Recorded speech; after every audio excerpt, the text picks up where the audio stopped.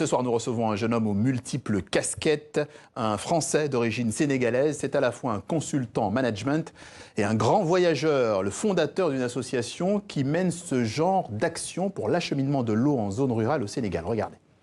Nous sommes arrivés au village de Koni et vous voyez la joie des habitants.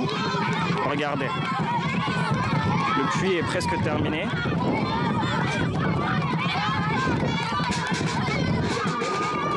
Ndiyam heɓeteno tampere fof min keɓi eyyi kono hande noon kadi e o ñalawma Allah itti ha laaɓi Allah jarama onon on jarama onon loobali naaɓe suka mon e mawɗo mon e debbo mon e gorko moɗon yo Allah uddir yañi min ñaagui Allah yo Allah ɓeydu assalamu on jarama.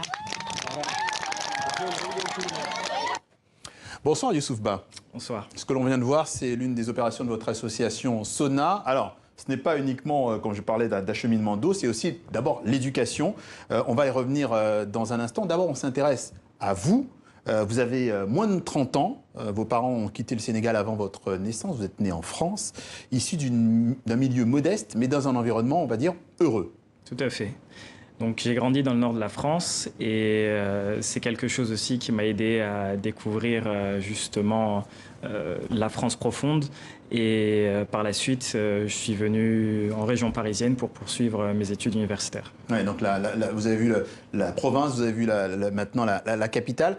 Votre mère était la personne, et la personne en tout cas qui restait à la maison à l'époque alors que votre père travaillait.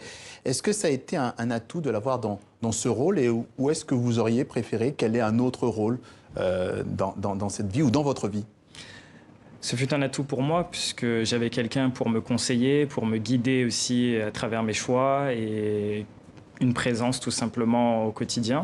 Donc je ne me vois pas grandir avec une nounou ou quelqu'un, un inconnu tout simplement à mes côtés lors des moments clés de ma vie. Donc je me souviens de mes parents et je trouve que c'est une chance. Oui, apparemment c'est très important effectivement la figure de la mère dans votre culture. Oui, tout à fait. Je suis d'origine Peul. Donc, chez les Peuls, c'est plutôt une société matriarcale. Et le rôle de la mère est très, très important, où c'est la mère qui est gestionnaire, qui fait pas mal de choses et qui prend des décisions. Ouais, on a vu la photo de la famille au complet. On va peut-être la revoir. Vos parents, ils gardaient finalement ce lien vestimentaire avec le Sénégal. Pas les enfants. C'est un petit contraste. Est-ce qu'il faut y voir quelque chose ou pas du tout ? C'était le fruit du hasard, comme on dit. Bon, sur la photo, je pense que celle-ci montre que les parents sont attachés aux valeurs, mais que les enfants, on leur laisse le choix aussi de s'habiller comme ils veulent et de faire ce qu'ils veulent, puisque c'est l'enfance. Donc, bon, on laisse les enfants en vivre, tout simplement. Vous voyez où je veux en venir. Quel est finalement au départ, votre rapport à l'époque avec le Sénégal quand vous étiez petit, à la maison et à l'extérieur, c'était quoi ce rapport à ce pays ? Alors, à la maison, on me parlait en peul. Jusqu'à présent, c'est toujours le cas. Après, bien sûr, les enfants répondent plus ou moins de la même manière, ou parfois aussi en français.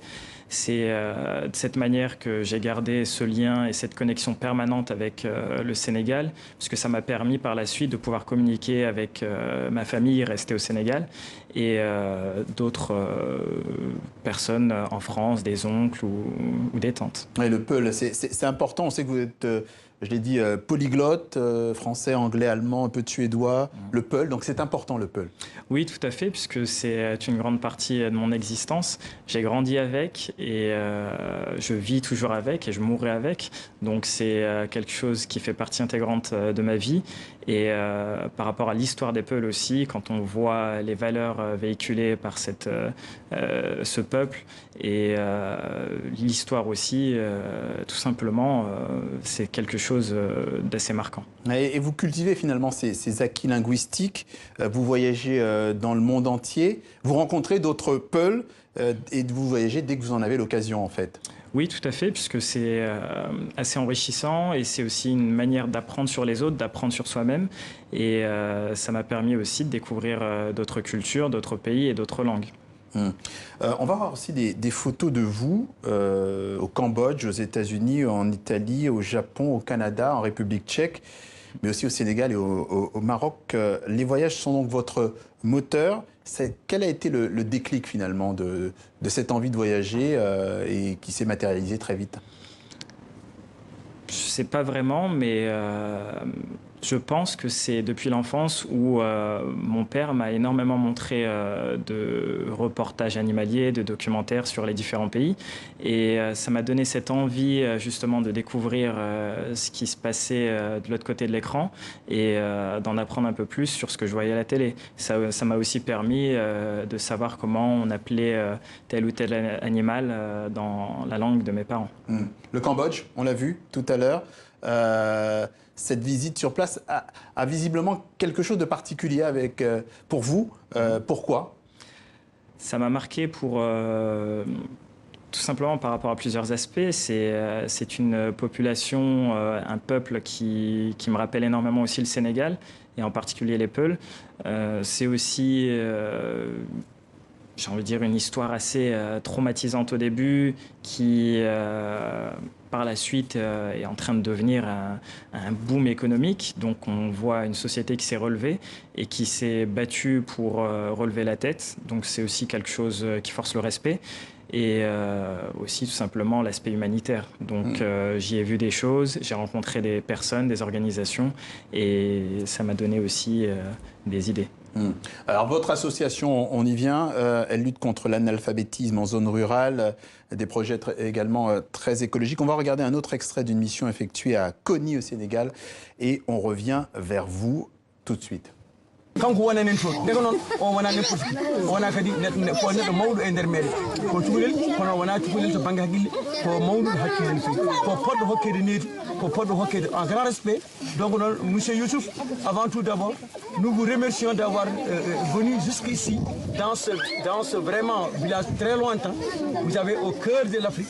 Et vous êtes venu ici pour présenter les projets, des projets qu'on a tellement besoin. Et vous voulez combler, mais c'est difficile, très très difficile. Même l'accès de l'eau, mais aussi à l'accès des sentiers, pour venir à pied ou bien en véhicule. Jusqu'ici, c'est dur. Mais vous avez une idée et le courage de venir jusqu'ici. Donc, qu'est-ce qu'on peut vous dire? C'est bravo. Youssouf Ba, comment on finance ce type d'opération? Par le biais de plusieurs... on va dire plusieurs leviers. Donc d'abord avec ses amis, puisque c'est le premier réseau qui nous fait confiance. Ensuite, on passe par le sponsoring, éventuellement, donc les entreprises et des partenaires.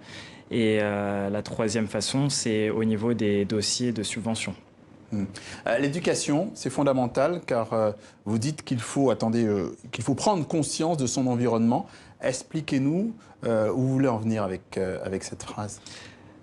Là où je voulais en venir, c'est de prendre conscience de ce qui nous entoure, c'est-à-dire que pour beaucoup de personnes, on ne comprend pas forcément ce qu'on a entre les mains. Donc c'est de cette façon qu'on retrouve des migrants dans les bateaux. Pourquoi? Parce qu'on a l'impression que ce qui nous entoure n'a pas de valeur et on essaie de rejoindre un monde meilleur alors qu'on est entouré parfois de richesses incroyables. Et donc le fait de comprendre et d'avoir les connaissances pour exploiter ces ressources et devenir tout simplement acteur du changement et non subir les fatalités de ce monde. Donc c'est pourquoi je mentionnais le fait d'avoir la connaissance en premier lieu, parce que c'est quelque chose qui permet de prendre conscience de son environnement et aussi des richesses que l'on a. Alors on fera effectivement attention à tout ça. La connaissance donc, pour conclure, on dira que vous êtes un éternel optimiste, on ne se trompe pas?